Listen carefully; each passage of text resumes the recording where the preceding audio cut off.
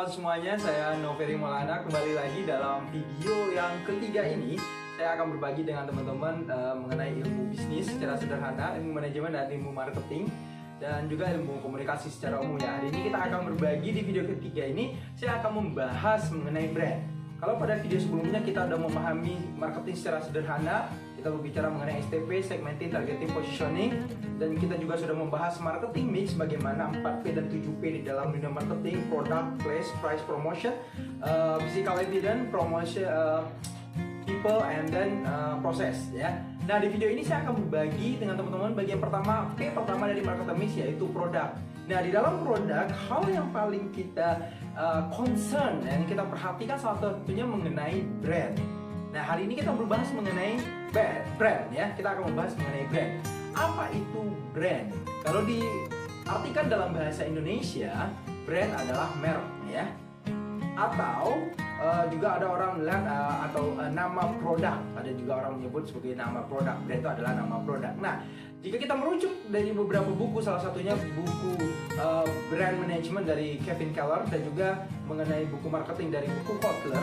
Nah, brand bisa diartikan sebagai nama, simbol, sign atau tanda, desain, ataupun kombinasi dari beberapa hal ini yang mengidentifikasikan ciri khas dari satu produk, barang atau jasa yang kita jual, yang mampu membedakan barang atau jasa tersebut di tengah pasar di antara pelaku-pelaku industri yang lainnya, di antara kompetitor-kompetitor yang lainnya. Dan itulah brand. Jadi kita kuncinya adalah brand itu bisa nama, bisa sign, simbol, bisa dalam bentuk desain, bisa dalam kombinasi dari beberapa hal ini. Jadi itu brand, kawan-kawan. Jadi brand bukan hanya soal apa produk yang kita jual ya.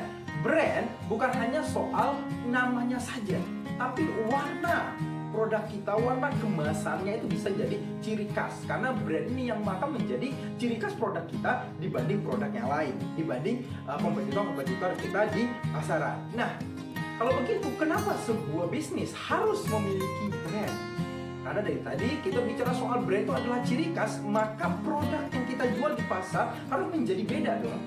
Kita jual gorengan, teman kita juga jual gorengan, bedanya apa? Walaupun kita klaim brand kita gorengan kita lebih enak daripada gorengan teman kita, tapi buat konsumen dia susah mengidentifikasi. Kenapa? Gak ada ciri khasnya. Karena itulah kita perlu nama, perlu brandnya. Oh, gorengan Noveri, oh gorengannya yang jual Andi, gorengannya Budi. Sehingga kita jual gorengan bukan hanya soal apa produknya, tapi bagaimana kita mengemas. Nah, karena brand itu ketika kita ada dan kita memberi brand sebuah produk kita, dia bisa menghilangkan risiko-risiko. Satu misalnya bisa financial risk, ada risiko keuangan yang bisa kita hindari. Kenapa? Kalau brand kita, kalau produk kita telah memiliki brand, konsumen akan jadi percaya. Kenapa kita harus punya brand? Karena lagi-lagi ini cara kita mengkomunikasikan produk kita kepada konsumen kita. Nah, kawan-kawan, di dalam brand ada beberapa hal yang harus kita perhatikan ketika kita menggaji brand. Yaitu salah satunya adalah bagaimana kita membangun brand dengan memperhatikan brand elemen. Apa saja elemen-elemen brand? Ada beberapa produk, ada beberapa merek-merek besar itu membangun brand. Salah satunya mungkin berasal dari nama pendirinya. Yes, itu juga bisa.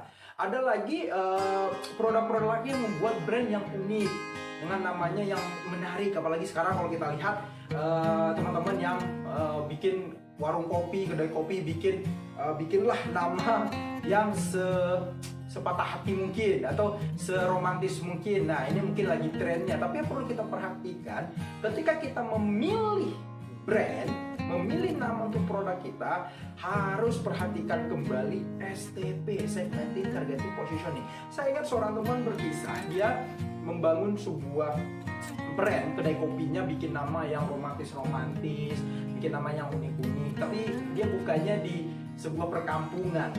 Nah, segmenting dan targeting produk kopinya ini nggak cocok dengan brandnya. Kasih brand yang ke Inggris-Inggrisan, padahal dia bikinnya di perkampungan. Emang di kota, tapi dia ada di perkampungan tuh. Bikin kopinya kopi apa gitu, namanya yang agak bahasa Inggris, sehingga para pembelinya pun susah nyebut namanya. Nah, jadi ketika kita memilih brand bukan mencari seunik apa bahasa yang akan disampaikan, tapi balik lagi STP-nya, segmenting, targeting, positioning-nya. Karena itu perhatikan brand elemen Anda. Brand elemen Anda salah satunya misalnya berbicara soal Bagaimana menghasilkan brand yang baik? Satu, harus memorable, harus mudah diingat brand Anda, ya.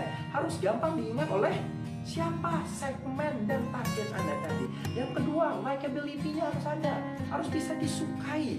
Bahasa-bahasa atau nama-nama, warna-warna, tanda-tanda, simbol-simbol yang bisa disukai oleh segmen Anda. Jadi ketika Anda ingin membangun brand Anda, jangan berbicara soal keunikan Anda saja, tapi perhatikan siapa segmen Anda, siapa target Anda. Karena membangun brand bukan untuk Anda, membangun brand untuk konsumen Anda. Karena Anda akan berkomunikasi produk Anda kepada konsumen melalui brand yang baik.